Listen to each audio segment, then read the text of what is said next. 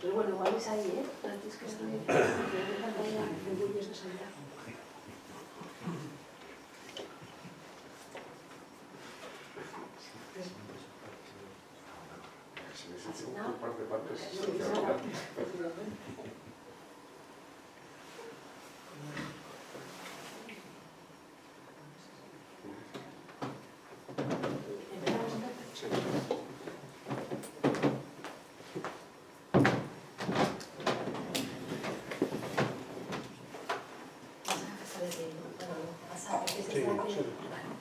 Bueno, creo que no me va a tener falta el micrófono, estoy un poco cansada. Bueno, buenas tardes. Esta es la cuarta conferencia que forma parte del ciclo que organiza conjuntamente el IDEA y el Colegio de Arquitectos de Asturias. Y bueno, la ponencia se titula El problema de la vivienda de baja densidad en el área central de Asturias, con especial énfasis en Oviedo y la comarca de Noroa. El ponente es Manuel Carrero de Roa, que bueno, que además de ser un excelente profesional, es amigo, y entonces bueno, pues que me hace ilusión hacer la presentación. Bueno, comentar que es doctor en análisis territorial por la Universidad de Oviedo, con la tesis doctoral titulada La sostenibilidad del crecimiento residencial en baja densidad, el caso del área central de Asturias, con una calificación además sobresaliente cum laude. Y asimismo, bueno, profesionalmente pues se dedica, es funcionario de carrera del Cuerpo de Técnicos Superiores de la Escala de Arquitectos Superiores del Principado de Asturias desde el año 1993.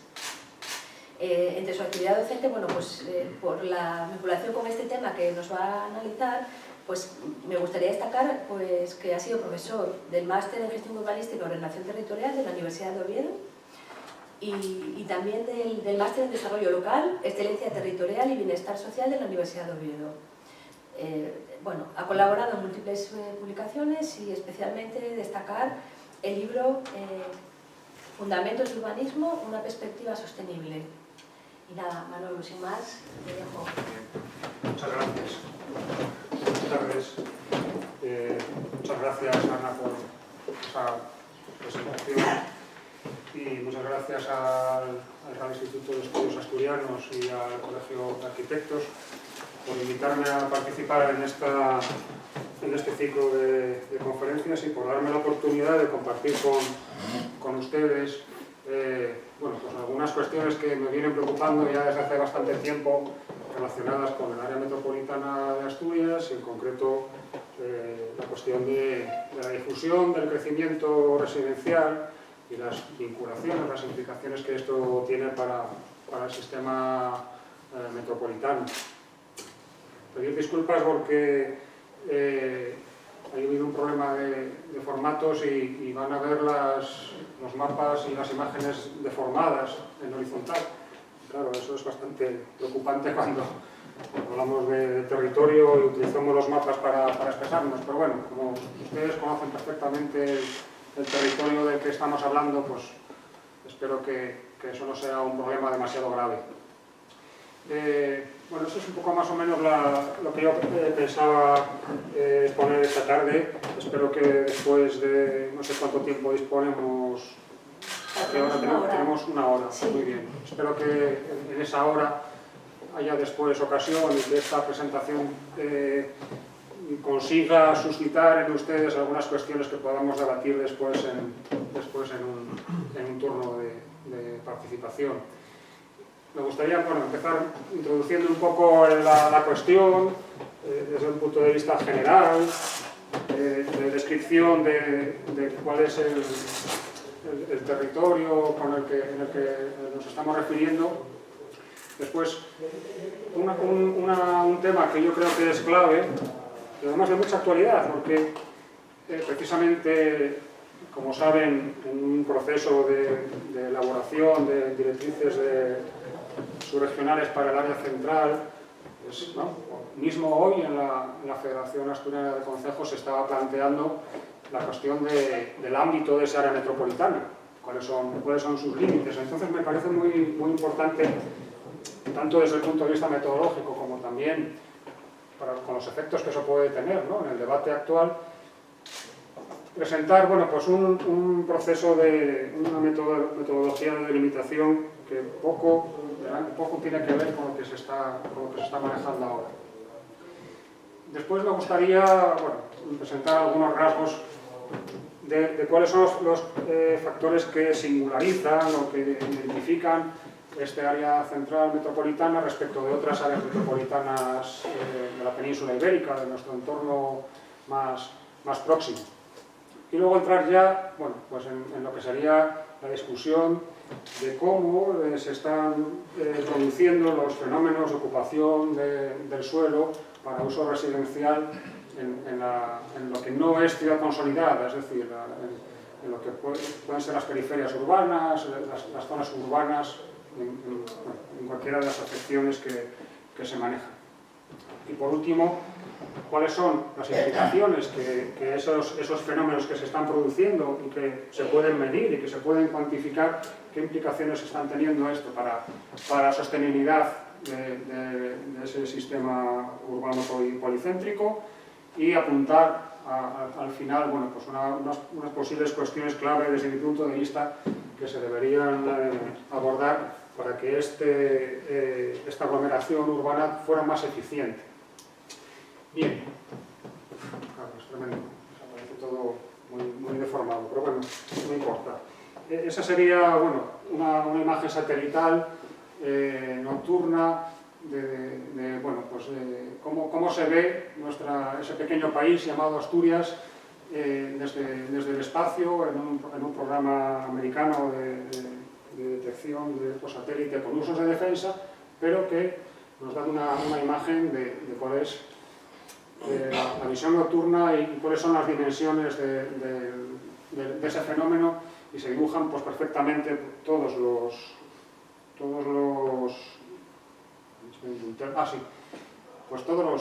ejes de difusión de la urbanidad en contra de los grandes vacíos que, desde el punto de vista urbano, que presenta nuestra región, que también son factores de desequilibrio en términos de crecimiento, de dinámica poblacional, etc. Simplemente pues una pequeña mirada a lo que nos encontramos en los paisajes periurbanos y cómo esto pues está cambiando toda la percepción que tradicionalmente hemos tenido de las áreas rurales, cómo esa transformación pues está provocando visiones y que cambian pues radicalmente el imaginario colectivo, ¿no? que teníamos de una Asturias de ese mosaico verde, que se va convirtiendo poco a poco en un área metropolitana pues con mezclas de usos, con interrelaciones, con hibridaciones entre lo rural y lo urbano, si es que tiene algún sentido hablar de estas dos cosas, ¿no? en una aglomeración de este tipo. Si podemos hacer una distinción tan radical entre lo rural y lo urbano, como por ejemplo como vemos en esta imagen, donde tenemos un área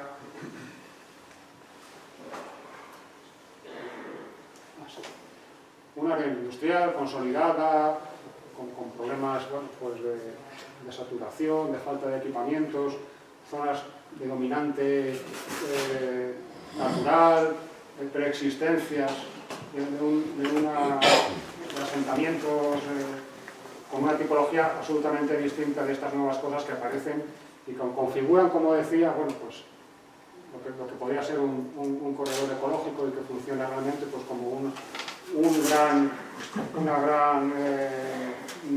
gran vertedero a cielo abierto. Cómo estas cosas están cambiando radicalmente las franjas periurbanas de todas las ciudades de esa área metropolitana. Bien, como adelantaba, la cuestión capital desde mi punto de vista, no solamente por lo que respecta a la metodología y al rigor que tiene que impregnar cualquier investigación académica, sino también a cómo vamos a gestionar el gobierno o la gobernanza, si se quiere utilizar el término más contemporáneo, la gobernanza de ese espacio. Desde mi punto de vista, si no tenemos claro cuáles son los límites del área metropolitana, mal vamos a poder introducir herramientas o instrumentos que puedan añadir alguna organización, alguna ordenación de ese ámbito. Frente a las aproximaciones intuitivas, quizá esto del área metropolitana puede ser algo similar a lo que cada español y cada española piensa sobre la selección de fútbol, ¿no? Todos tenemos una alineación para la selección, a los que les gusta el fútbol. Precisamente ahora, en esta misma hora, está Ángel Capa dando una conferencia, entonces claro, ya entiendo que haya menos afluencia, el fútbol manda. Cada uno tenemos una percepción del área metropolitana y algunos hasta se atreven a decir cuáles son los concejos que la forman, ¿no? Frente a esa intuición, que por supuesto es muy respetable, yo no la discuto, creo que hay que introducir una cierta capacidad analítica y de funcionamiento de cómo está funcionando este artefacto para saber realmente a qué ámbito territorial nos estamos refiriendo. Pero con muchísimas cautelas y con mucho tiento, en el sentido de que, por supuesto, no estamos hablando de una ciudad como la hemos venido entendiendo hasta ahora. La ciudad bien delimitada, con unos límites muy claros, perfectamente distinguibles entre lo urbano y lo no urbano, lo rural. Toda esa concepción salta por los aires, al mismo tiempo que los cascos urbanos tradicionales explotan, pues sobre los vectores de la movilidad, el desarrollo de las infraestructuras, la capacidad de desplazamiento, de manera que no es tarea fácil establecer cuáles son los límites de un organismo que, como cualquier organismo, tiene un metabolismo propio que cambia pues, con las horas del día o con los días de la semana. Seguramente, llevado a un extremo, los límites del área metropolitana central de Asturias no son los mismos un jueves que un sábado, porque el sábado es un día en el que los centros comerciales, que están enclavados en el área más estratégica, son capaces de atraer gente de unas distancias enormes, ¿no? Del occidente de Asturias viene la gente a pasar la tarde al Parque Principado a comprar, ¿no? Entonces, son fenómenos muy complejos que han llevado a algunos autores incluso a hablar de la imposibilidad de establecer unos límites y de tratar a estos fenómenos como si fueran nebulosas, como algo muy difícilmente aprensible.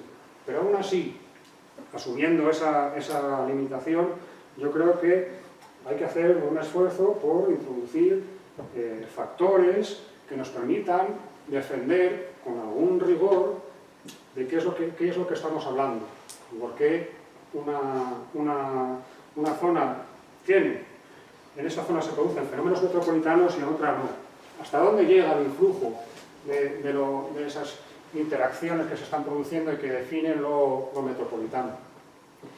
Yo reivindico aquí como algo, fundamental, inexcusable, que el concejo no es la unidad territorial pertinente a la hora de establecer los límites del área metropolitana, que tenemos que bajar de escala y que es la parroquia, entendida como una unidad territorial, no como un elemento de la jurisdicción eclesiástica. A mí me da mucha rabia, ¿no? Cuando hablas de parroquias y todo el mundo rechaza ese concepto porque lo asocian con algo eclesiástico. Las parroquias en Asturias, lo sabemos desde hace mucho tiempo, la Escuela de Geografía de Oviedo precisamente fue la que ha introducido esto. Las parroquias son espacios autoorganizados, coherentes y pertinentes. Y entonces, solamente trabajando a escala parroquial somos capaces de entender cómo eso funciona y de establecer unos límites con todas esas salvedades que les he dicho antes. Por tanto, el empeño sería establecer una metodología y unos criterios mínimos que nos permitan hablar con un cierto fundamento y distinguir y, sobre todo, pues, desechar algunas críticas contra modelos que se basan en los concejos y que dan pues, cosas realmente difíciles de entender, incluso para la población. Es difícil de mantener que un concejo como Aller, por ejemplo, esté incluido en el área metropolitana entero. Aller, o lo mismo se podría decir de Lena, ¿no? Son concejos suficientemente grandes y con una diversidad de paisajes como para tener que bajar un poco más al detalle y empezar a discriminar cosas, ¿no? Porque no tiene sentido meter el concejo de Aller dentro de un área metropolitana. Y esto en términos geográficos. Otra cosa son las cuestiones administrativas o las cuestiones de la gobernanza o cómo se gobierna este espacio.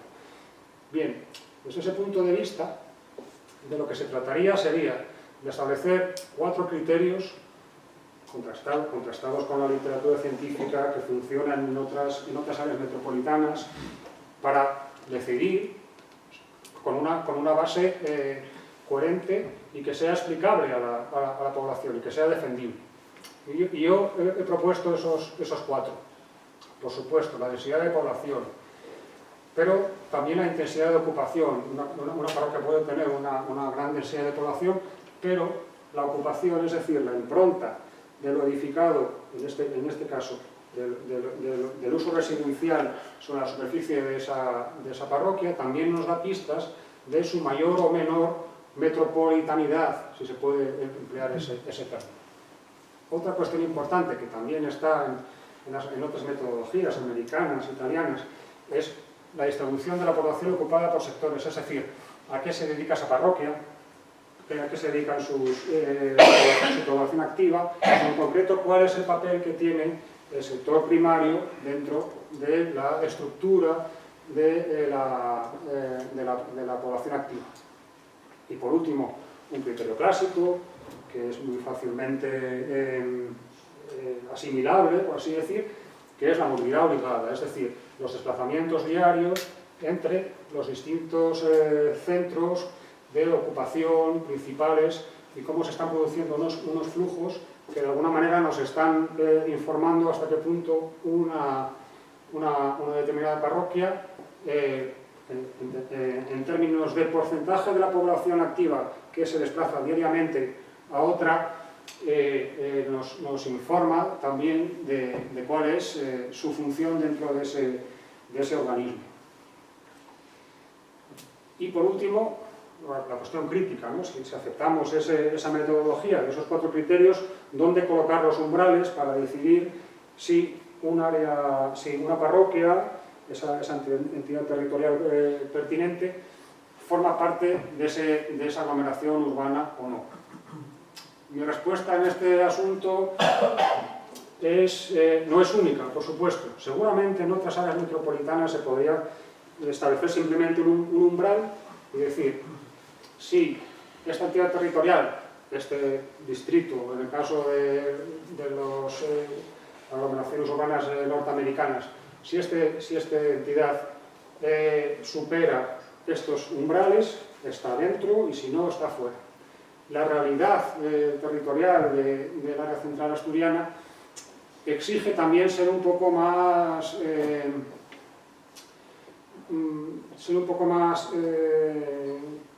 extensivo a la hora de situar los umbrales, ¿no? Entonces, con este esquema de umbrales tendríamos, en primer lugar, los grandes polos urbanos, que serían aquellas parroquias que tienen una gran densidad de población, una intensidad de ocupación del suelo muy grande, el porcentaje de la población ocupada en el sector primario sería poco significativo y estos polos actúan como receptores o generadores de movilidad obligada de las parroquias de su entorno. Serían parroquias que están situadas, porque no tenemos datos desagregados a nivel de parroquia, pero sí que están situadas en concejos que ofrecen más de 5.000 empleos a otros concejos colindantes. Ese sería un primer nivel, ¿no? En esa jerarquía, si se quiere decir así, metropolitana. Y manejando esos distintos umbrales hacia abajo, encontraríamos cómo esa atracción o la influencia de los flujos se van difuminando. Hablaríamos de un primer, segundo, tercer nivel, por ejemplo, en el que una densidad de población mínima sería 30 habitantes por kilómetro cuadrado, el suelo ocupado por la edificación residencial estaría por encima de 0,3%, la población ocupada por el sector primario no superaría el 40% y el umbral de desplazamientos, o sea, al menos el 15% de la población activa, se desplazaría a polos urbanos que están en esa situación superior en esa jerarquía. Hay un problema respecto de esto que tiene que ver con la singularidad del área metropolitana. Es un área, lo sabemos, es un área metropolitana polinuclear, quiere decir, no hay un único centro, y el crecimiento ha sido en mancha de aceite, ni siquiera disperso o difuso como es en Madrid o en otras áreas metropolitanas canónicas, por así decirlo. Entonces se crea un problema de parroquias que están envueltas por otras que sí cumplen los umbrales, pero que no llegan a tener ese nivel de intensidad metropolitana. Entonces yo las he agrupado en esto que llamo áreas intersticiales, para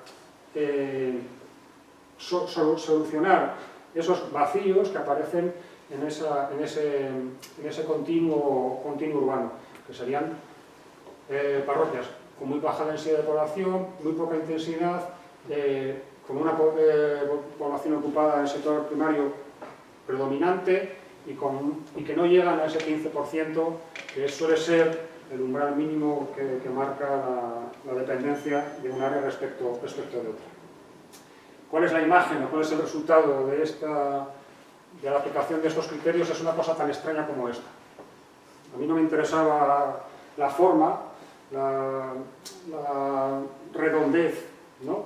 o intentar acomodar esa delimitación a la idea que nosotros tenemos del área metropolitana de Asturias y simplemente encontrar un método que fuera riguroso, que fuera coherente y que se pudiera explicar. O sea, que eso respondiera a datos ciertos. Afortunadamente disponíamos de ellos desagregados a nivel de parroquia. Y esa sería un poco la foto, con cosas pues muy sorprendentes, como puede ser pues este reducto en los concejos de Las Regueras y Candamo, que corresponden pues, a zonas orográficamente muy determinadas, con muy baja densidad de población. Todos estos, lo que corresponde a las áreas intersticiales, son parroquias que quedan todavía y que son, desde mi punto de vista, uno de los factores, de los rasgos distintivos y de las fortalezas más importantes que tiene el área metropolitana de Asturias en términos de calidad ambiental, etc. Bien, entonces hablaríamos de 34 concejos, porque, claro, los datos nos dan esto, nos dan que hay desplazamientos muy importantes de la población que vive en Teberga, que vive en Proaza, hacia Oviedo, que funciona pues, como gran atractor de una comarca muy amplia. Una de los objetivos de la conferencia, tal como me la han propuesto, es especial referencia a la comarca de Oviedo y el Nora. Se ve muy claramente cómo Oviedo tiene un interland, si se quiere decir así, muy amplio, por ejemplo, respecto de Gijón, que solamente atrae al concejo vecino de Carreño, etc. Entonces, bien, esta es una delimitación, pero yo creo que no se puede ni abordar la gobernanza, ni abordar el problema de los fenómenos de la residencia unifamiliar sin tener claro cuál es el ámbito territorial del que estamos hablando. Casi 2.000 kilómetros cuadrados, casi 900.000 habitantes. Por lo tanto, área metropolitana en el 7º lugar de la jerarquía urbana española y en el 9º de la península. Bien, ¿cuáles son los rasgos que, como decía, singularizan este área y que dificultan mucho su estudio? Claro, porque sobre áreas metropolitanas monocéntricas se ha escrito mucho, hay muchas experiencias, pero claro, este carácter polinuclear resultante de un proceso de formación histórica que también está publicado y que está analizado de base industrial. El funcionamiento tiene una referencia a todos los procesos de industrialización, de aprovechamiento de los recursos mineros, como en un momento dado, a principios del siglo pasado, todo este distrito industrial estaba organizado como una gran explotación de recursos, transporte, bien para su exportación o bien para su consumo en los grandes centros siderúrgicos. Esa impronta territorial está subyacente a esa realidad y de alguna manera explica cuál es la forma actual y condiciona mucho, como veremos, cuál puede ser su viabilidad en el futuro.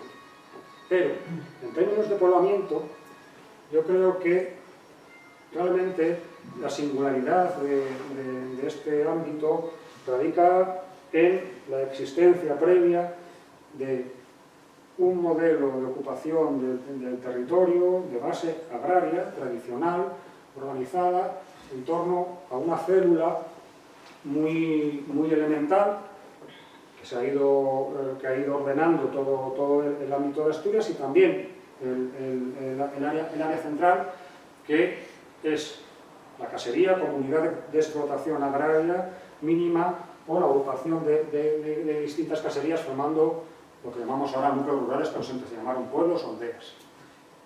No se puede entender los fenómenos y la singularidad de ellos sin darse cuenta de que esto realmente define cuál va a ser el modo de ocupación actual, y en la resolución de esto, desde mi punto de vista, está la posible organización futura de este ámbito, por lo que se refiere al poblamiento residencial.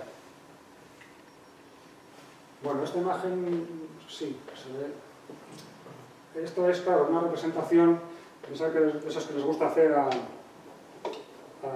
los catalanes, ¿no? a la escuela de Barcelona, de la impronta de las construcciones en el territorio. Están eliminadas, bueno, pues los usos industriales, etc. Nos hemos quedado con realmente lo que es residencial, y acaso con las edificaciones anejas a eso residencial. Entonces, en negro ven la impronta de la edificación en el año 70, de un sector de la periferia de Oviedo, el sector de San Esteban de las Cruces, la parroquia de San Esteban de las Cruces, a Manjoya, etc. Ahí está, por ejemplo, el cementerio de Salvador. Este es el eje de la antigua carretera que iba a Madrid. Por aquí se va a la fábrica de Manjoya, etc. Y esta es ahora la circunvalación de Oviedo. Ahí está en negro representada cuál era la organización, de manera sintética, por supuesto, sobre una red de caminos, tradicional, la organización de ese territorio, y se ve muy claramente cómo eran pequeños núcleos rurales que tenían una función agraria, sin ninguna duda, vinculadas de servicio a Oviedo, y pequeñas implantaciones que corresponden a caserías aisladas. Nos vamos encontrando por ese paisaje. En rojo pues está la ocupación ya posterior, y se nota muy claramente, bueno, pues cuáles son las tipologías que van apareciendo, tipologías extrañas, repetitivas, de pequeñas urbanizaciones, de usos que ya no tienen nada que ver con lo agrario, que están vinculados a la ciudad, porque la gente que vivimos ahí ya no nos dedicamos al campo, sino que trabajamos en el sector de los servicios, en la ciudad. y estamos situados a una distancia suficientemente próxima para que los desplazamientos cotidianos se puedan producir. Entonces, sobre esa tendencia a una vida más en contacto con la naturaleza y también, desde mi punto de vista, vinculado a la degradación de las condiciones de vida dentro del casco de las ciudades, la falta de espacios libres, los precios de la vivienda, la propia superficie de las viviendas. Mucha gente hemos ido colonizando todos esos ámbitos de una manera pues, que no tenía nada que ver con ese patrón tradicional vinculado a la organización agraria del espacio. Por eso es muy importante entender esto, porque no se produce en las áreas metropolitanas castellanas, ¿no?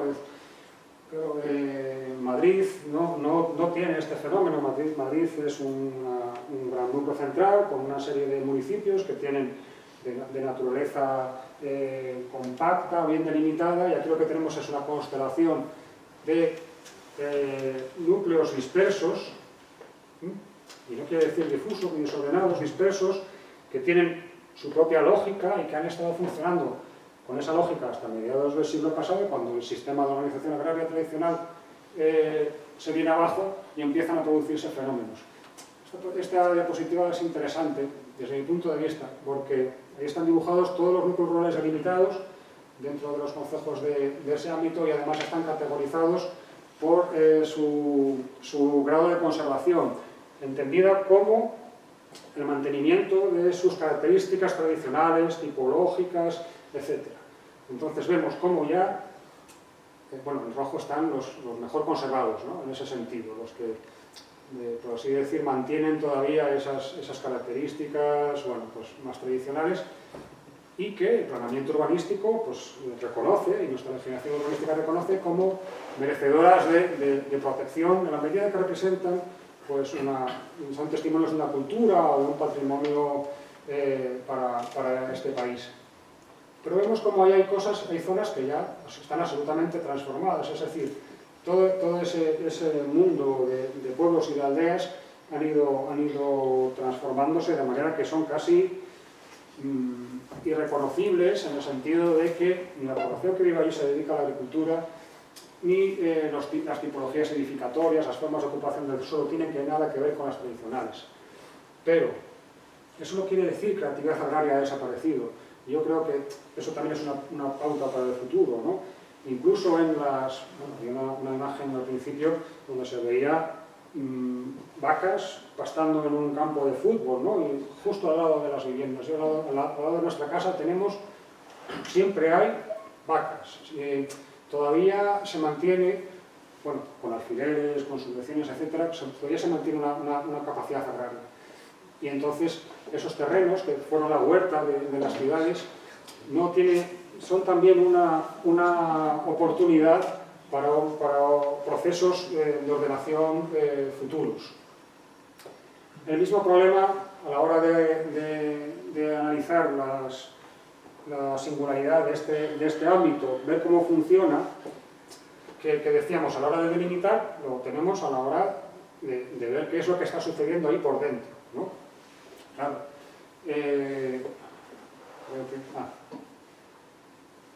Descendemos a nivel de parroquias. Aplicamos el criterio de densidad de población y nos salen cosas como estas. Bueno, no está mal para definir, ¿no? Pero todavía hay cosas que no se explican bien, ¿no?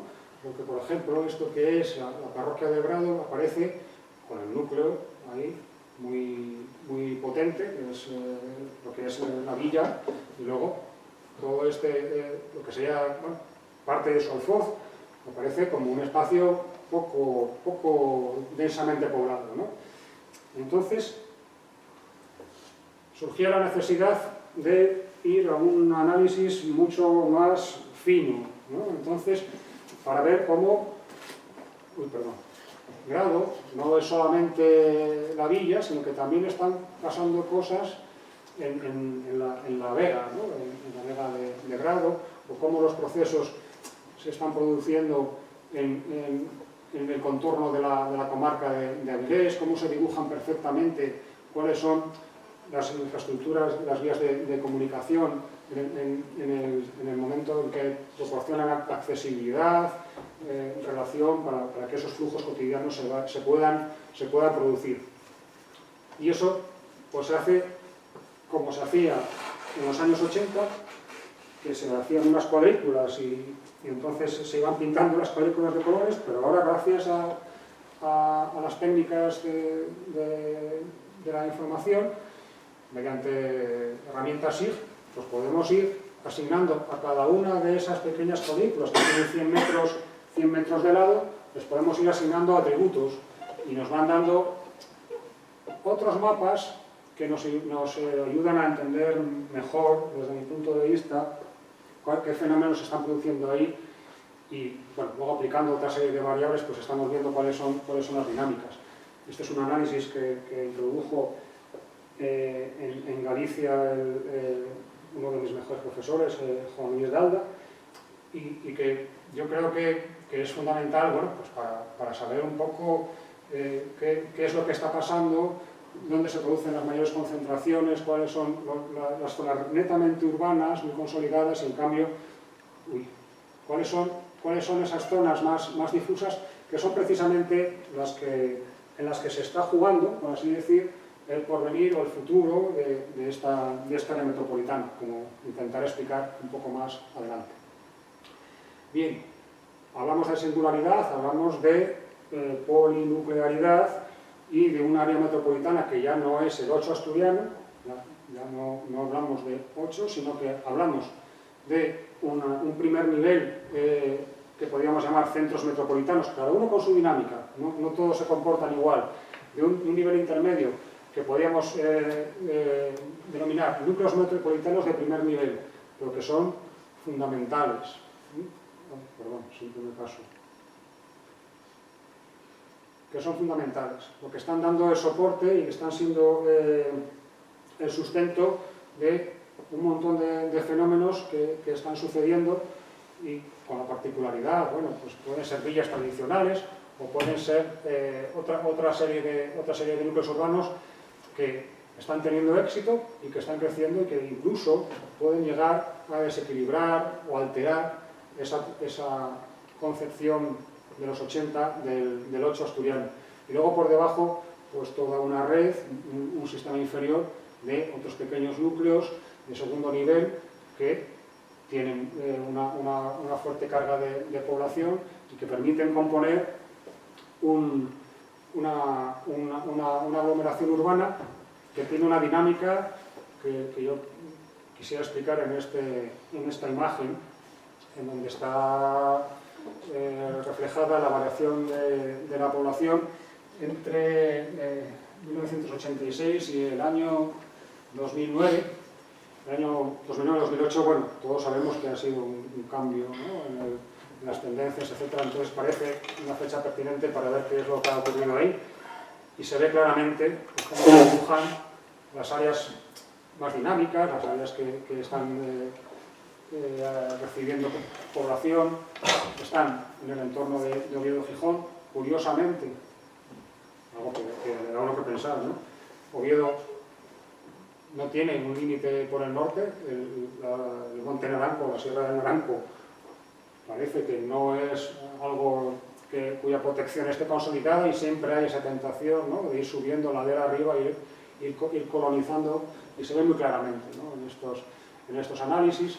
Algunas cuestiones puntuales, como puede ser, bueno, pues todos los desarrollos residenciales en el concejo de Ribera de Arriba, muy tímidamente en la comarca de Avilés, y el gran vacío, ¿no?,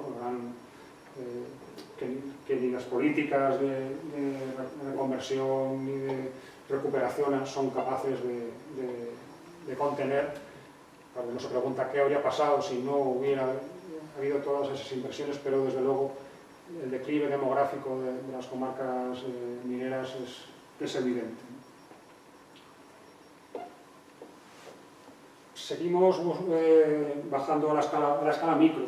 Entonces, en este mapa se representan, por un lado, ya la ocupación, la situación concreta de todas las viviendas unifamiliares que se han construido en ese mismo periodo, hecho mediante comparación de las ortofotografías. Y entonces, bueno, yo creo que es suficientemente elocuente, ¿no? Porque más allá pues, de algunas cosas extrañas, ¿no? que no parecen, que no tienen mucha explicación, ¿no? como estas ocupaciones en el concejo de Llanera, se dibujan vectores muy claros, ¿no? Son un vector que une Oviedo y Gijón, otro vector que se adentra en dirección a Pola de Siero y que continúa seguramente hasta Nava, casi con toda seguridad, sobrepuesto con la accesibilidad a infraestructuras de alta capacidad, ¿no? Autopistas o autovías. Entonces, bueno, parece que hay un patrón, una relación muy clara entre los lugares que elegimos para vivir en el medio rural, en ese medio rural metropolitano, y la accesibilidad a las vías de alta capacidad. Y un rasgo singular de la red metropolitana respecto no de todas las metropolitanas españolas, sino solamente de las que también son polinucleares. Por ejemplo, la metropolitana de Vigo, Pontevedra, la de Alicante, la que forman Alicante y Elche, y todo el sistema urbano de la Bahía de Cádiz. ¿Qué se ve? Pues que mientras esas áreas metropolitanas están tendiendo hacia la difusión, cada vez la población cada vez está más repartida por su ámbito territorial, eso, bueno, pues el índice de Gini nos lo explica. Vemos cómo la asturiana se comporta de una manera distinta. Es decir, no está extendiéndose, por simplificar, no se están produciendo fenómenos de dispersión en el territorio, sino que se sigue concentrando. Hay una tendencia a la concentración, pero que se explica porque partíamos de un nivel de dispersión muy alto. Y eso tiene que ver con lo que les había dicho de esa estructura de poblamiento a base de pequeñas aldeas, de pequeños pueblos, que están perdiendo población, sí. La población, las ciudades, sobre todo las más dinámicas, han crecido, han atraído a la gente porque promueven, porque facilitan, porque el acceso a los equipamientos, al trabajo, al estudio, etc. Pero no se puede obviar, no por eso se pueden obviar cuáles son los fenómenos inversos, o cuáles son los fenómenos de la difusión desordenada de la actividad residencial en ese ámbito. Bien, un posible esquema de funcionamiento que vendría a resumir todo esto, con la situación de los grandes centros urbanos densos, en rojo, que pueden ser los más dinámicos, y otros que están en regresión. La ciudad lineal, desde el punto de vista, no tiene sentido hablar bueno, pues ni de La Felguera, ni de Sama, ni de Ciaño, ni siquiera del entrego como núcleos autónomos, sino que todo eso constituye una gran ciudad lineal, casi continua, y que, como la ciudad lineal del caudal, esa aglomeración en torno al río y a las infraestructuras, están en franca regresión. Unas franjas periurbanas, que están estas pintadas en naranja, las grandes áreas productivas, no se pueden obviar en este análisis, los equipamientos metropolitanos, como puede ser pues, la Morgal, Cogersa, bien, todas esas infraestructuras al servicio de todo el área metropolitana, parques metropolitanos, espacios que tienen vocación de ser utilizados por toda la población, como podría ser el Monte Naranco o el corredor del Trubia, infraestructuras grandes como aeropuertos, etc. Y lo que nos interesa más, bueno, pues los vectores de crecimiento y la influencia del relieve, o sea, de la orografía, a la hora de marcar límites y de establecer pues confines de todo ese organismo.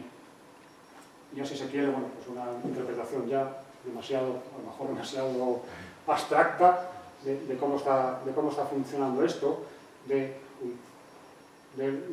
límite sur, de lo que vendría a ser la racionalización de esa área metropolitana permeable, siempre en movimiento, el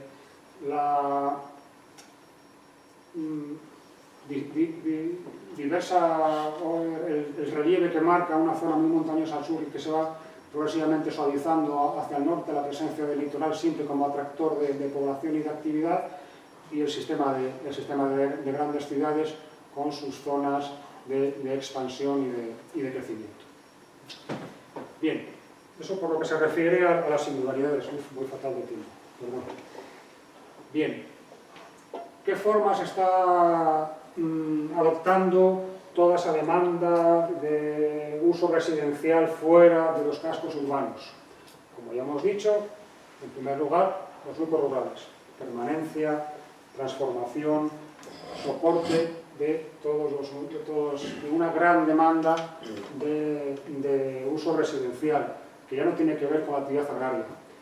Casi 2.000 núcleos de población delimitados en los planeamientos generales municipales. Es una proporción enorme, con una gran variedad de tipológica, como corresponde a la diversidad de paisajes, desde los litorales hasta los de montaña, concentrados, dispersos, radiales, lineales. Todo es una enorme diversidad, con un alto grado de transformación, como decía, producto de la influencia de la actividad urbana, con un tratamiento urbanístico absolutamente caótico.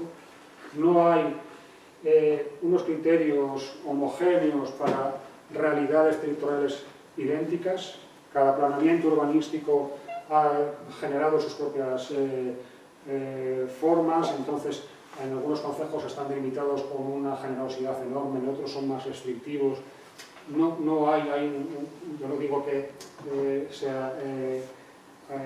homogeneice el tratamiento de los núcleos de la Rasa del Cabo Peñas con los de Riosa, pero un cierto orden, una cierta coherencia que solamente daría un planeamiento territorial superior, y ya me estoy adelantando a algunas conclusiones, pero eso es un hecho, ¿no? Y el hecho es que en esos núcleos rurales, eso están absorbiendo el 72% de toda la demanda de construcción de viviendas unifamiliares. Es decir, que en contra de lo que nos puede parecer, los núcleos rurales siguen siendo muy atractivos de la nueva población que busca, como decíamos, esa nueva forma de vida y esa calidad que no encuentran en las zonas urbanas, y que producen paisajes pues, de ese tipo, ¿no? Paisajes híbridos, muy transformados, donde lo tradicional va dejando paso a otras nuevas formas de habitar, y que mantienen, bueno, pues, ciertos atributos en un paisaje muy cambiante que ya poco tiene que ver con la imagen de la identidad asturiana tradicional, ¿no? Como hemos venido conociendo hasta ahora, y que se producen, bueno, esos cambios se producen con pequeñas inserciones que ya no tienen nada que ver con la actividad agraria, con la actividad de la casería, y que adoptan tipos y formas plenamente urbanas, pero en un tejido de base rural. La segunda forma más importante por su implantación territorial, si quiere, son los sectores de suelo urbanizable residencial, entendidos pues como ámbitos que están sujetos a una planificación previa, que están previstos en el planeamiento general y que se van desarrollando como actuaciones unitarias. Yo he contabilizado casi 160 de estos ámbitos residenciales en los planeamientos. Bueno, ahora seguramente habrá algunos cambios, ¿no?, que yo todavía no he incorporado, porque bueno, Gijón nadie sabe lo que va a pasar, se han aprobado nuevos planeamientos en Carreño, Pozón, etc. Pero es un suelo muy grande, ¿no?, y una gran capacidad de viviendas, más de 60.000 viviendas. 25% de las viviendas que están en el medio, de las viviendas que están en el medio rural entran en ese ámbito, ¿no? Y es una cosa muy interesante que no parece que estos sectores sean muy atractivos para la promoción inmobiliaria, ¿no? Solamente el 12% de los planes parciales cuyo uso dominante es el residencial en la tipología de unifamiliar tenían, en la época en que se hizo este estudio, aprobación inicial, y sin embargo los de la colectiva estaban mucho más avanzados. Es decir, que la colectiva sigue siendo muy atractiva en Asturias. Y algo que sí que hemos detectado es que algunos promotores prefieren promover suelo en la tipología de residencial colectiva antes que en unifamiliar, manteniendo la edificabilidad sin ningún cambio de aprovechamiento, y se produjeron algunas modificaciones en ese sentido hasta que en el año 2009 pasó lo que pasó, y entonces se cambiaron todas las tendencias de una manera inesperada. Eso es un poco, bueno, la ocupación que tienen todos estos sectores en el área metropolitana, que bueno, parece que son bastante indicativos, bueno, de cómo se está produciendo. En rojo están los que son en tipología plurifamiliar, en naranja los en unifamiliar, que producen paisajes de este tipo, ¿no? Son implantaciones que se incrustan de mejor o peor manera en ese tejido de base, que producen, bueno, pues este tipo de contrastes y de colisiones en una red viaria tradicional que se sobrepone, o que de alguna manera la nueva lógica de los viarios en fondo de saco. Claro, fondos de saco es una cosa, no hay nada peor que un fondo de saco, ¿no? En términos de urbanismo sostenible, porque claro, eso significa que no hay continuidad y que los flujos urbanos, que son los que caracterizan a los intercambios, se producen, ¿no? En esta especie de vena muerta, ¿no? de miembro amputado que es un fondo de saco. Bueno, pero eso es el paisaje de nuestras áreas periurbanas. Y un fenómeno que en otras áreas metropolitanas es muy importante, y sin embargo en Asturias, aunque tiene realmente dos actuaciones de un gran volumen, etcétera, pues no ha tenido una importancia grande, y eso es una fortaleza desde mi punto de vista, ¿no? No tenemos un problema muy serio de urbanizaciones puestas en medio del medio rural. No tenemos aquí, Asturias se seña, de alguna manera el crecimiento ha mantenido una cierta continuidad, afortunadamente, con el tejido urbano existente. Solamente hay 16 actuaciones de este tipo. En esta imagen, bueno, ya habrán reconocido Verdicio, una de las primeras, vinculadas, bueno, pues a esa idea de la urbanización privada, que se va dividiendo y se va promoviendo inmobiliariamente, con dos enclaves muy potentes, la Fresneda y Soto de Llanera, desarrollados bajo ese concepto de urbanizaciones cerradas, etc. Pero aquí es donde realmente yo, desde mi punto de vista, es donde está la cuestión, ¿no?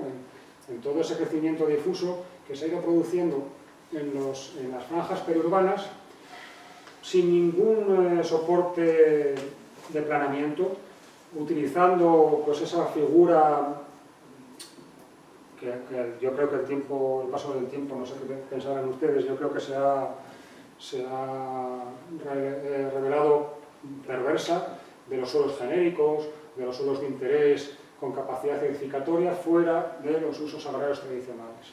Ahí se ha producido pues, realmente las densidades, este análisis de la cuadrícula de 100 metros permite identificar, permite ver densidades, cómo eso se ha ido extendiendo más allá de la interpretación de la ortofoto. son suelos con una densidad muy baja, menos de 2 viviendas por hectárea. Esto no crea tensión urbana, como diría también Juan Luis Dalda, ¿no? Son áreas que, bueno, pues que no llegan a una tensión mínima, a una densidad mínima que haga viable pues, los servicios urbanos, que se haga eficiente la prestación de los servicios básicos, abastecimiento de agua, de saneamiento, etc., pero que están ahí y que son casi 6.100 viviendas, medíamos en esa época. No creo que haya variado mucho desde el estallido de la burbuja, que son casi el 10% de las viviendas unifamiliares en el suelo no urbanizable, y que ha absorbido el 25% de todo el desarrollo entre esos años, ¿no? Pues da idea desde mi punto de vista de la importancia que ha tenido. Esa sería un poco la representación de esas 60 unidades fácilmente delimitables, ¿no? y distinguibles, que han surgido, pues como decía, pues de esa tolerancia, de esa falta de visión de la calificación del suelo urbanizable en los contornos urbanos, y que, por ejemplo, en el área de Oviedo, lo veremos un poco más adelante, de alguna manera está condicionando, está definiendo cuál puede ser, ¿no?, el futuro de esta franja periurbana, cuando estamos hablando, bueno, pues de las ideas que propone, por ejemplo, el Ayuntamiento de Oviedo, de un cinturón verde, de un anillo ecológico que pueda, de alguna manera, mejorar la calidad de vida de todo ese entorno. Vemos como esto se choca, por así decir, con toda esa ocupación anárquica, si se quiere, ¿no?, de todo ese terreno.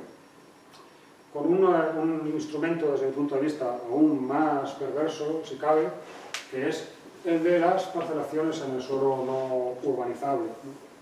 Cómo estas cosas pues, han ido transformando radicalmente y dan lugar a pequeñas implantaciones, que estas sí se han producido por su facilidad de gestión, en términos de promoción, etcétera, con este tamaño, y que no han ido a otros ámbitos ordenados de suelo urbanizado.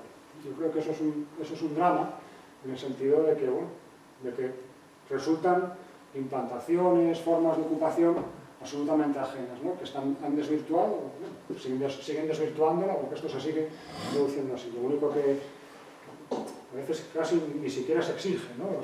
Se exigen algunos planeamientos que los nuevos viarios conecten otros dos existentes, pero vemos cómo se vuelve a producir el fondo de saco, cómo estas urbanizaciones, bueno, pues se resuelven de esa manera y han transformado, seguirán transformando, si no introducimos una mínima urbanización, los paisajes periurbanos.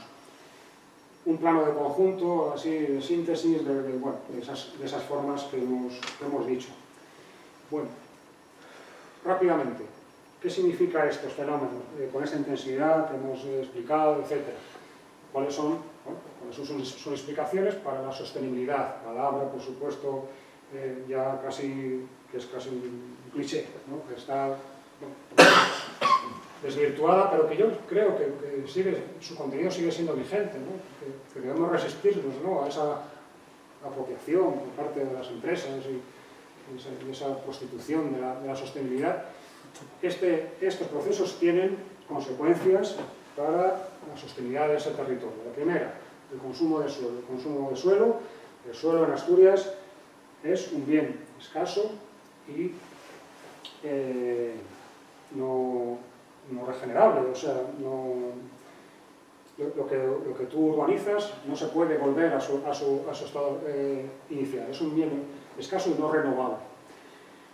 Esto es importante en Asturias porque la orografía de nuestro territorio, el relieve, realmente son muy pocas las áreas cuya topografía es apta para usos que no tienen por qué ser residenciales, que pueden ser de equipamiento, que pueden ser de otra cosa, ¿no? En ese mapa, bueno, el momento que no se vea muy bien, se ve, bueno, como esas manchas grises ya está todo ocupado, todos los corredores, todos los fondos de valle, por supuesto, ya están colmatados, y ya quedan muy pocas zonas que sean lo suficientemente aptas desde el punto de vista topográfico para las necesidades. Esto es una reserva estratégica de Asturias. ¿Quién sabe lo que dentro de 50 años vamos a necesitar?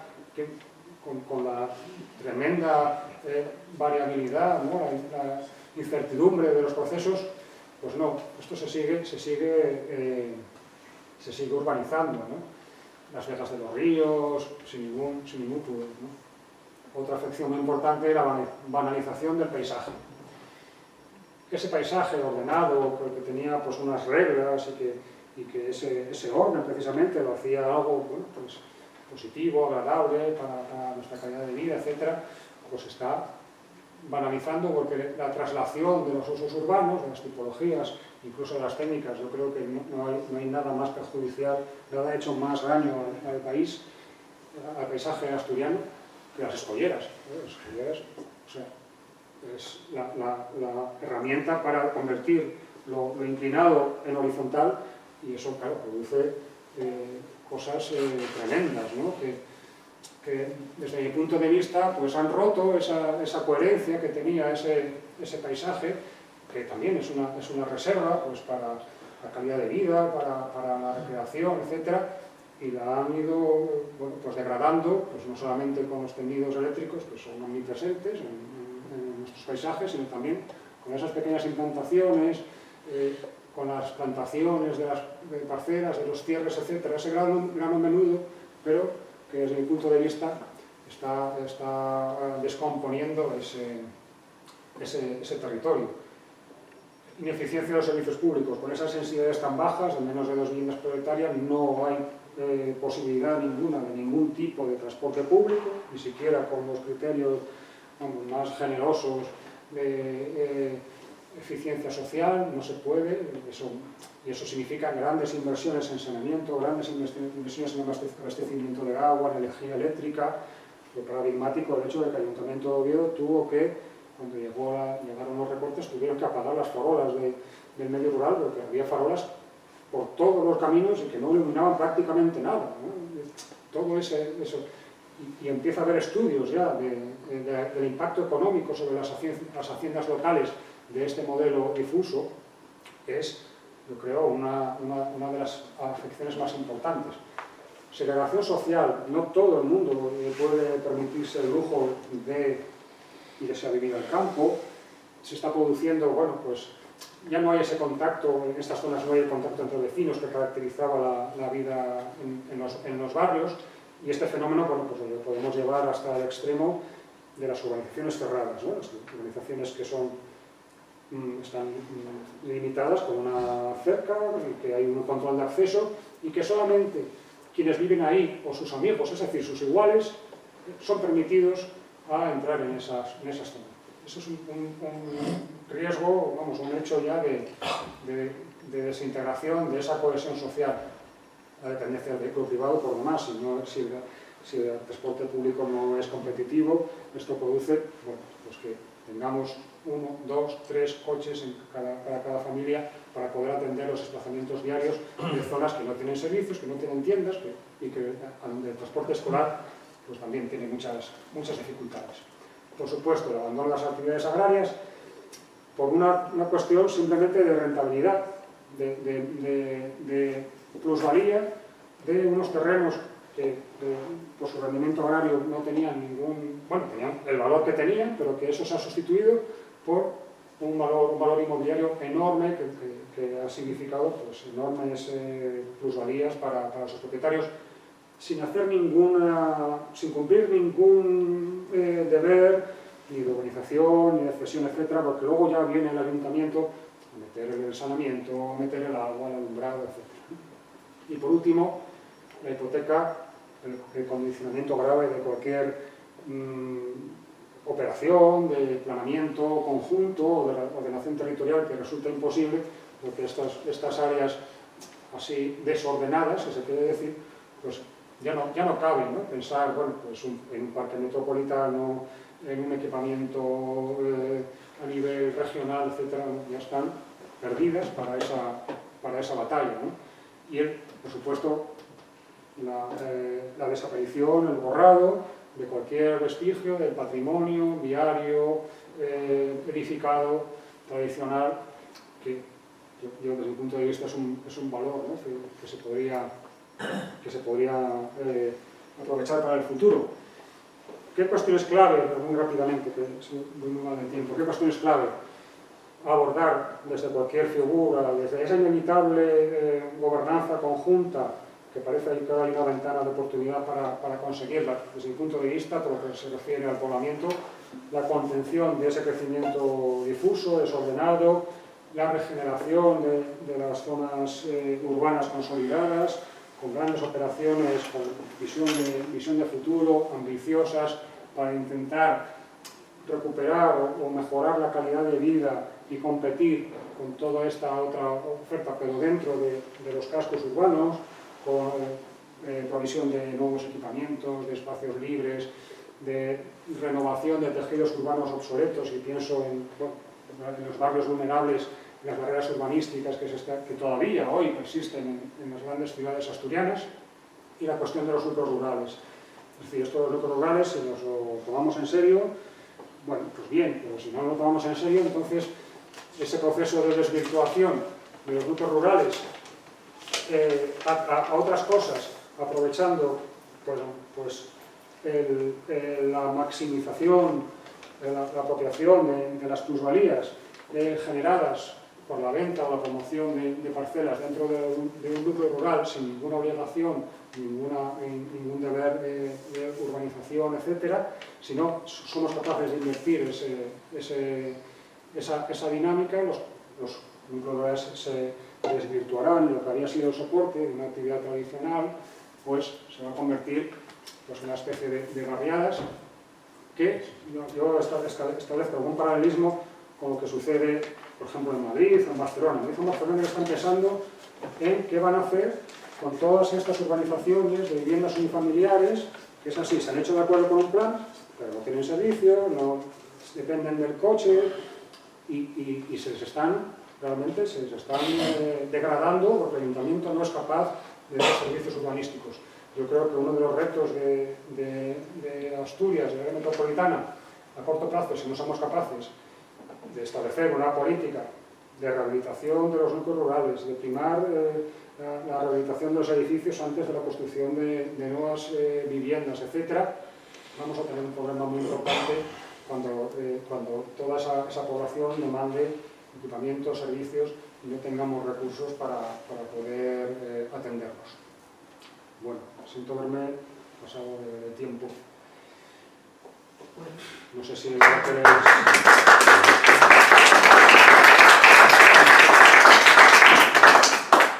Pues tenemos hasta las 9 para hacer las preguntas que nos apetezcan. A ver quién se anima. ¿Alguna pregunta queréis hacerle a Manolo? Hacer dos comentarios, por favor. Uno en relación con la metodología, que a mí me parece bien, bueno, felicitarte por supuesto por la exposición y por el gran trabajo de análisis que lleva detrás y de conocimiento de todo este ámbito en esta materia. La metodología empleada como unidad de análisis de la parroquia, pues en valor, en este caso, el conocimiento. Pero en el momento de la exposición, a la mitad de la exposición das un salto y empiezas a hablar de los núcleos, ¿no? Empiezas a hablar de los núcleos, los que organizaron este gran espacio, su región, por eso las directrices son subregionales, y aparecen una vez más los núcleos primaciales que fueron ordenando y definiendo este gran espacio. Por cierto, el relieve dice mucho también de cómo ha ido, aparte de los grandes polos de atracción, para ese poblamiento primacial. Y luego, bueno, cómo combina uno con lo otro, es decir, sabiendo que los indicadores que has puesto en la metodología, bueno, añadir aquel que también tradicionalmente se tuvo en cuenta en los análisis vocacionales para poder conocer las actividades económicas y las funciones, en definitiva, de sus núcleos, ¿no? Y cómo eran funcionalmente los núcleos, y para demostrar que Grado, por ejemplo, en este momento Grado está, por su potencia vital, está integrado en este espacio. Pues bueno, por un lado eso, ese comentario en relación con un salto de uno y otro, para que la unidad de análisis haya llevado luego a tener que llegar a los núcleos, a las entidades de población, porque probablemente también sería, además de más prolijo, pero también importante y necesario para conocer un análisis espacial, el análisis de los núcleos, de las entidades de población. Y luego otra consideración distinta a esta, otro comentario, en relación con lo último que acabas de decir. Como reto, sobre todo, ¿no? Y esto es una pregunta más directa, si la ordenación de los espacios rurales a través de los núcleos rurales que han ido creciendo, pero siempre sobre una base tradicional, bueno, en algunos casos más intensamente, para poder corregir incluso los futuros fondos de saco que hay, si habría posibilidad de que diésemos el salto a una técnica más propia de gestión del suelo urbano, para que los núcleos dejaran de tener ese apoyo en el crecimiento, lo que crezcan, o lo que hayan podido crecer, porque el transporte del butano hoy se cruce muy mal y no pueda salir a maniobrar con el del Bimbo cuando pasa, ¿no? Entonces, además de la falta de servicios y todo lo que tienen las técnicas del suelo urbano para conseguir, bueno, pues lo que sabemos, ¿no? Las cesiones y la garantía de la ejecución de la urbanización y estas otras cuestiones, ¿no? Bueno, yo creo que fuimos en Asturias contenidos para que los núcleos rurales no creciesen, contenidos para que no hubiese una sobreocupación de ese ámbito rural, pero que a la vez no se dio el salto para que pudiese, bueno, no entrar en ese riesgo, ¿verdad?, de poder, si no se buscase una técnica, bueno, si no era la del suelo urbano, no consolidado, parecida. Sí, no, me parecen muy pertinentes, ¿no?, las cuestiones que planteas, ¿no? Claro que se debería, ¿no?, estudiar los núcleos rurales, cuáles son sus distintas tipologías, cuáles son los equipamientos que ofrecen y eso, y ver, bueno, qué lugar ocupa, ¿no?, en la jerarquía. Ya sabemos que las villas son centros prestadores de servicios a su entorno rural, pero también hay otras cosas intermedias, ¿no? Entonces estamos hablando, a mí se me ocurre, bueno, el papel que jugaban los pueblos, la cantina o la tienda, o como eso todo se ha ido desapareciendo, ¿no?, porque se ha ido transformando, ¿no? Ese es un análisis que explicaría muchas cosas. Sabiendo que ahora todo eso ya, es decir, el poder, una de las decisiones que yo creo que ha transformado radicalmente el sistema ha sido las grandes superficies comerciales, ¿no? O sea, eso ha alterado totalmente todas las relaciones. Claro, Grado sigue manteniéndose como una villa dinámica, pero es muy difícil combatir con el parque principado, ¿no? Y sobre todo es mucho más alarmante pensar que los planes de ayuntamiento de Siros son insistir, ¿no?, en ese error, ¿no? Entonces, claro, está un poco más alerta. Y respecto a lo que decías, pues claro que sí. Yo creo que en los años 80 hablar de núcleos rurales en Asturias estaba bien y era una cosa novedosa en el sentido que reivindicaba nuestro poblamiento tradicional. Esto no es Castilla, aquí hay unas cosas que no llegan a ser urbanas, pero que son asentamientos de población identificables y que tienen un tratamiento específico, ¿no?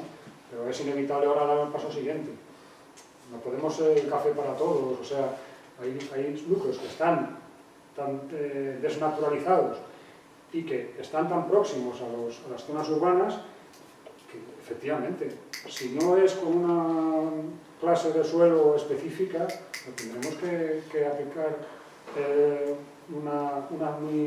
suelo urbano no consolidado para poder utilizar las técnicas. No pasa nada, ¿eh? No es ningún tabú. Cantabria lo tiene, Galicia lo tiene también, pero claro, lo demás es hacernos trampas en el solitario, ¿no? Entonces, pretender que los núcleos rurales en Asturias, claro, es que esto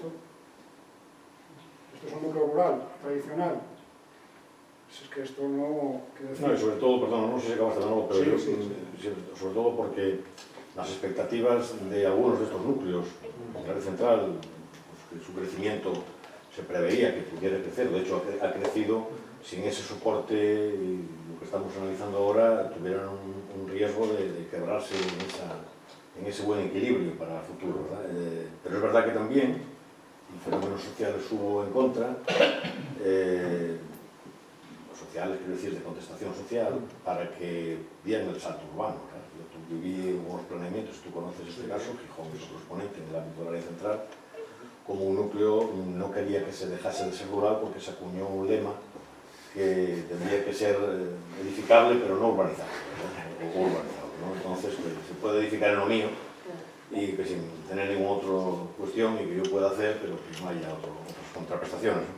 Y en cuanto a esto, añadido a esto, que sí es verdad que fue un intento de contención también con el suelo delimitado por el núcleo, en el núcleo, definido primero y delimitado después, que el suelo, ese suelo de bajísima densidad de 2 hectáreas, 2 bienes por hectárea, se permitía, bueno, pues para que fuera residual, no reminiscente, una cosa que, bueno, pues alguien podía hacer una vivienda con 10.000 metros, claro, fueron una sucesión de viviendas con 5.000 o 10.000 metros, el llamado genérico, vinculados o no, que ya se vería, que bueno, fueron salpicando, y a veces salpicando de forma muy cercana unas salpicaduras a otras, que lo que haces es que haya creado un pequeño pozo ya de ladrillo, ¿no? Entonces, eso impide, lógicamente, bueno, pues tenerlo despejado, ¿no? Para poder desecarlo ahora, ¿no? Entonces, hay que, para ese cinturón verde que tú llamamos el de verdad, este que ahora es el futuro, vamos, no el cinturón verde de antes, ¿no? Que se hizo movido.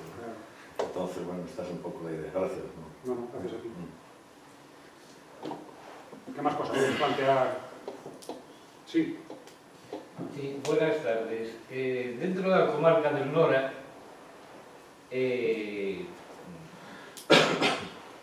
comprende los concejos de Llanera y Siero. Existe un ámbito de superficie de 1,000,000 y pico de metros cuadrados que está en suspensión desde hace 10 años, que es la zona que limita el Parque Principado con la carretera nacional 634. Yo quisiera conocer, bueno, de la comarca del Nora no se puntualizó nada, o sea, bueno, sí, lo siento, sí. porque no da tiempo, ¿sabes? No, seguramente. Sí. Yo quisiera conocer desde el punto de vista técnico y desde el punto de vista profesional de usted, qué opinión le merece que lleve 10 años esa zona suspendida ahí y que, en fin, no se sabe si va a estar dentro de la ACA, si queda fuera. Usted comentaba que hay que hacer reserva para dentro de 50 años, en fin, desde el punto de vista profesional y su opinión personal, ¿qué haría con esa zona? ¿Qué haría yo? No sé, yo no me atrevo a decir, ¿no? Yo creo que en su momento fue una buena decisión, en un momento de presión, bueno, pues inmobiliaria grande, decir, bueno, estos terrenos son estratégicos, hay un interés supramunicipal aquí en juego, que no es solamente metropolitano, sino para toda Asturias. Son los que tienen la mayor accesibilidad, son los que tienen la mejor topografía, por tanto, vamos a ponernos a pensar un poco esto, porque esto seguramente que ni el plan de Siero por separado, ni el plan de Llanera, ni incluso el de Oviedo, porque yo creo que ahí los 3 concejos están íntimamente relacionados, no lo van a poder resolver. Entonces, bueno, vamos a parar, vamos a dejar esto en suspenso, porque vamos a hacer un plan territorial especial supramunicipal. Me parece una buena decisión esa.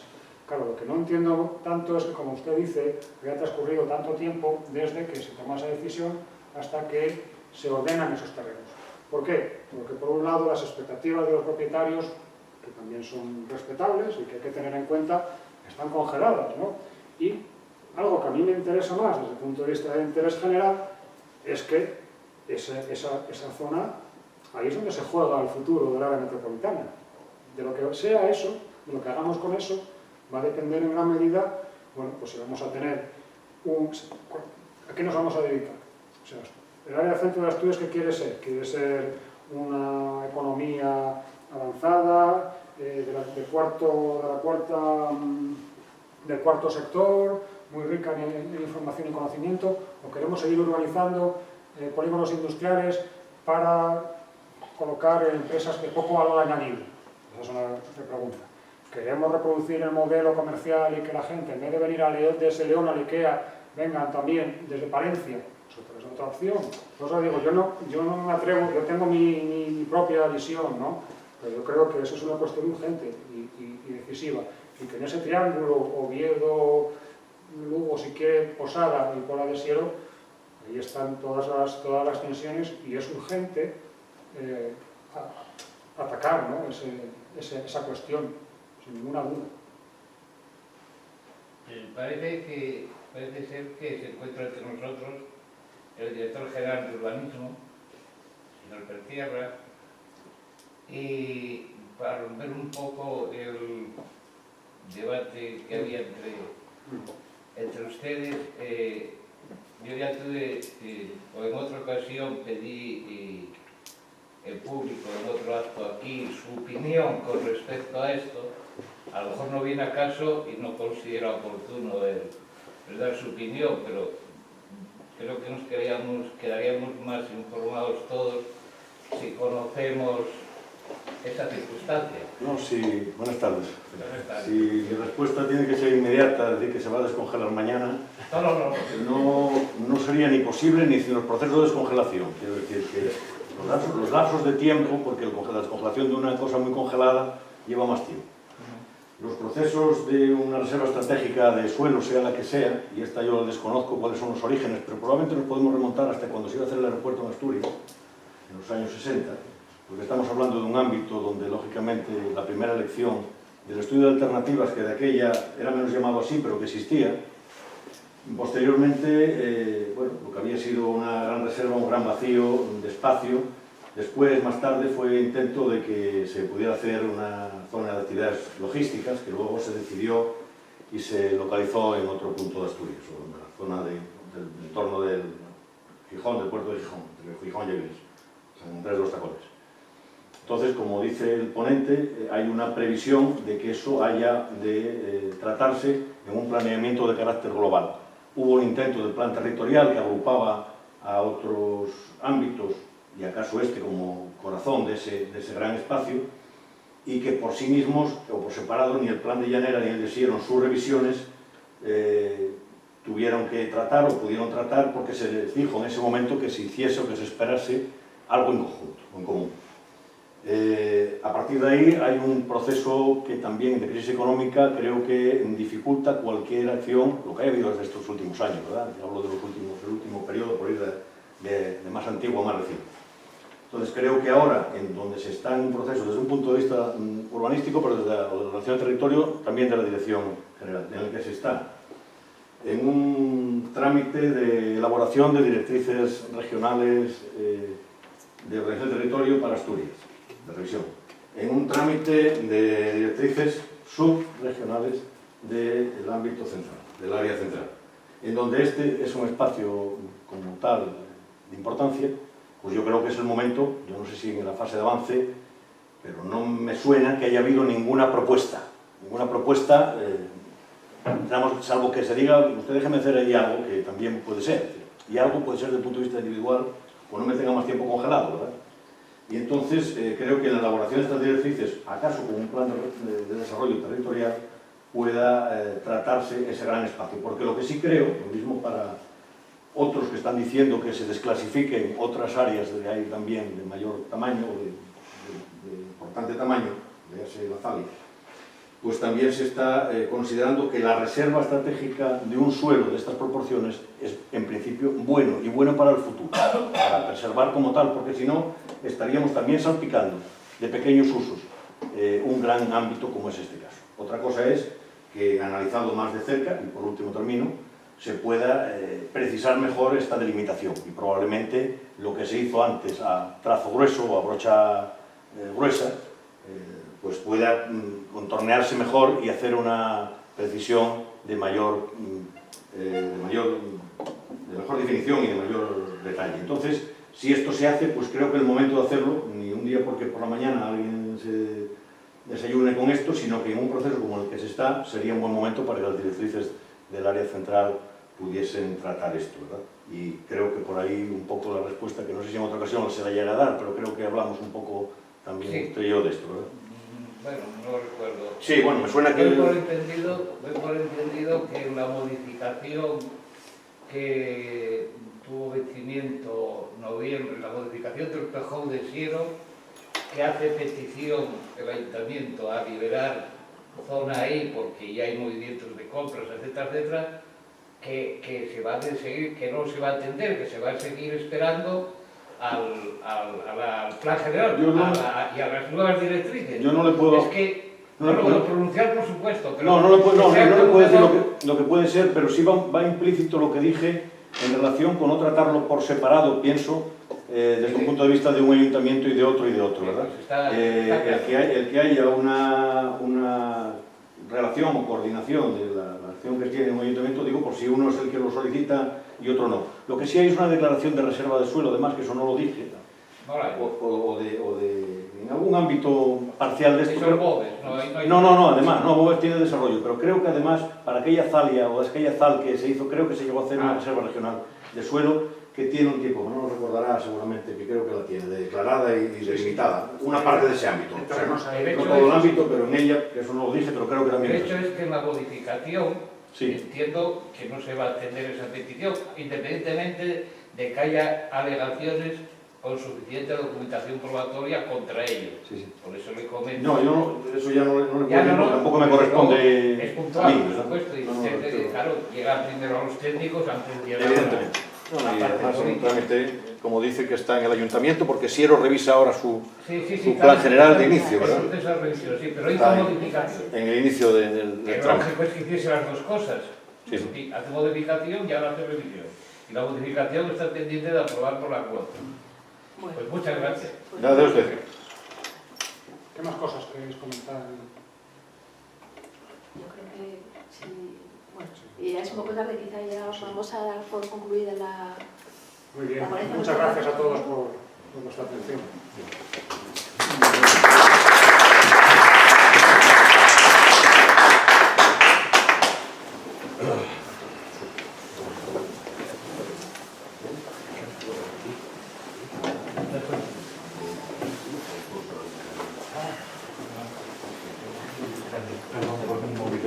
Bueno, ya tú ya aquí lo vamos a no me acerco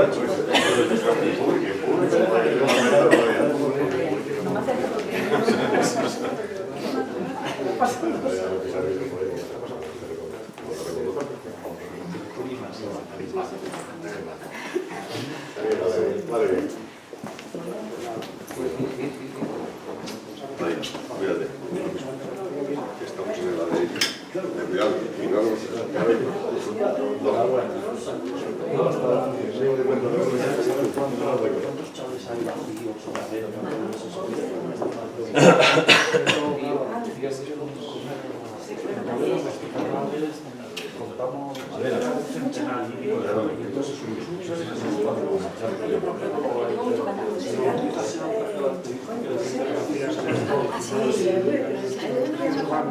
así,